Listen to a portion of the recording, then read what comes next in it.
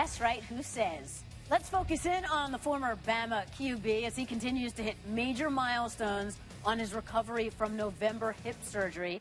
His late March medical recheck overwhelmingly positive, and then a virtual pro day in Nashville last Thursday, taped and shared with all 32 teams, an hour-long workout complete with 72 throws and lots of movement. Our good friend Trent Dilfer ran the workout and has been training Tua. Trent, part of the ESPN team for a long time, and before that, there was that Super Bowl win with the Ravens.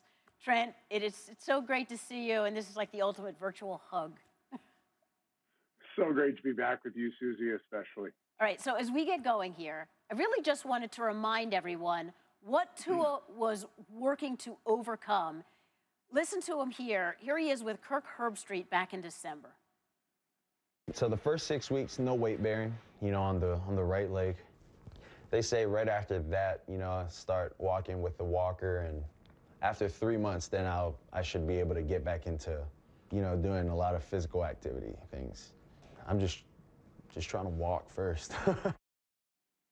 I mean, incredible, just trying to walk. So Trent, how would you sum up the work that it took to get where he is now? Lonely on his part, to be quite honestly. He went through a really, really lonely time where it was long days, monotonous work, surrounded by a team of experts that knew how to transition him from kind of the rehab into the strength and development transition, but hard stuff. Eating well, really using food as a means of healing, 2.5 hour sessions a day of really boring, lonely stuff, long classroom hours with myself and Ken Wisenhunt, a ton of other rest and recovery type aids, really working on mobility, stability, strength, flexibility before he could ever start any type of dynamic workouts. I give the kid a ton of credit. I don't know many young people that would have had the stick-to-itness to really maintain the program that he was on. And to his credit, he went for 6-7 weeks of not very glorified work to get to the point where he could just get back to basic quarterback movement skills. So now the narrative is, there's no doubt that he can play in the NFL, but for how long? And everybody talks about the multiple surgeries. How do you see his style and his body holding up in the NFL? It's hard to talk about things you're not an expert in, and I'm not an expert in this stuff. I know that, everything we did with him here in Nashville, we got clearance from the doctors and multiple clearances, like overturning every rock. Are you sure he can do that? Yes, you can do that. He's been completely cleared. He's had multiple rechecks by professionals saying that the hip is great, the ankle's great, that everything checks out. I can only go off what I know, and that's being around doing the dynamic stuff for the last month. I was blown away. The first clip you showed today was our very first day at work. I think it was March 9th that he was cleared to work. And I had a 35-minute script written for him for some basic rudimentary type movement stuff. And we ended up going an hour and 15 minutes because he was so much further advanced than I thought he could be. His stamina has been incredible. His power, his twitch, every single day there was improvements, and he wouldn't fatigue quickly, which tells me the work that Luke Richardson, that Johnny, his trainer, that the people at Alabama, the whole team that's been put together to help him kind of get over this have done a fantastic job. And he moves as well, if not better, than he did before he got hurt. He is stronger. He's leaner. He's quicker. He's all the things you're looking for. Now, I can't predict how long he's going to play. I know a lot of things we talked about over the last few months were playing the NFL game, not trying to be Superman all the time, not trying to win every single down, getting the ball out of his hand quicker, utilizing his giftedness, which is incredibly quick eyes, seeing the whole field, an incredibly quick delivery, the most accurate passer I've ever been around, utilizing that skill set to minimize the hits on his body. But at the end of the day, I don't know if anybody can predict how long you're going to play. I know the guy's built differently. He's very, very special.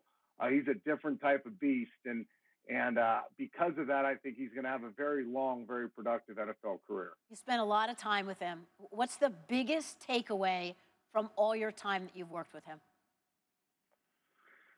how important he makes people feel.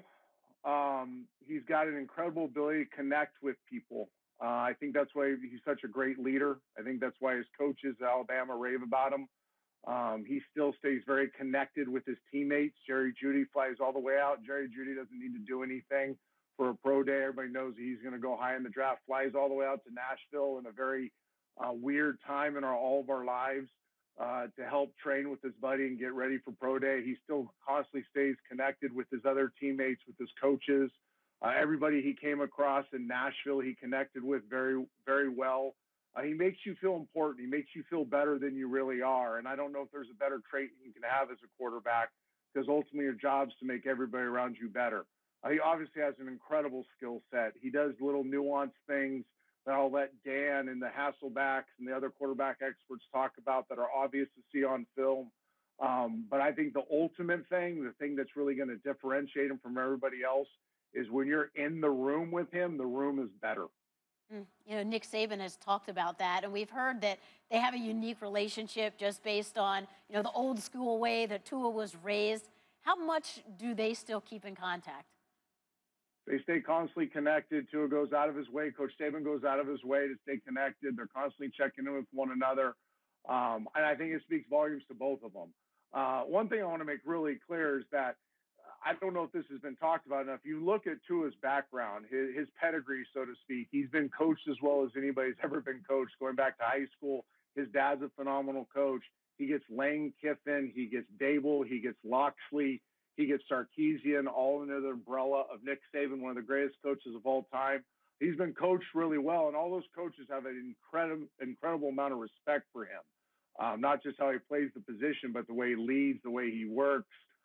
Every aspect to him. So don't take my word for him. I've just spent 3 months with him. The people that are truly, truly invested in this kid's life, that have helped develop him, speak the world of him and constantly stay connected with him. And I think that says a lot about those coaches, but it says a lot about Tua as well.